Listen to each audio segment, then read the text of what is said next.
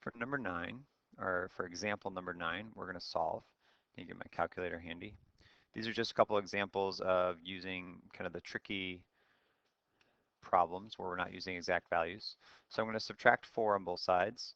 So that's negative 16.5 equals 2 tangent theta, and then divide by 2. So negative 8.25 is equal to tangent theta.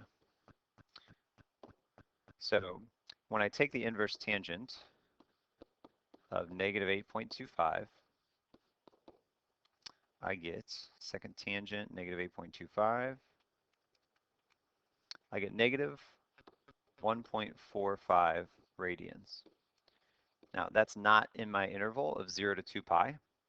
So I'm going to take this, negative 1.45. I'm going to add 2 pi to get it into my interval.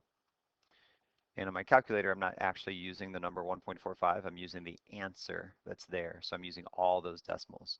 So plus 2 pi, I'm going to get 4.833.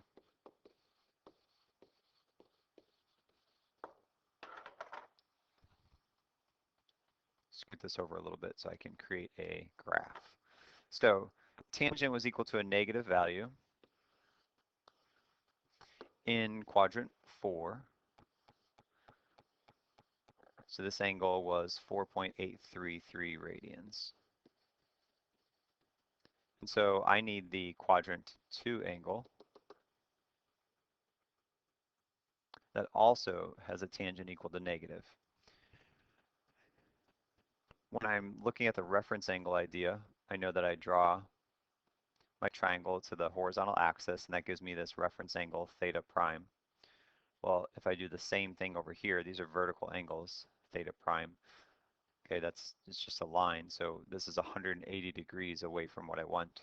So if I have 4.833, I guess what's tricky about these problems is they're not just some set rule of you have to do this every time. Instead, you have to just think. And you could think enough to create a general rule to do every time, but I would rather just think. So I have a quadrant 4 angle. What do I need? I need a quadrant 2 angle.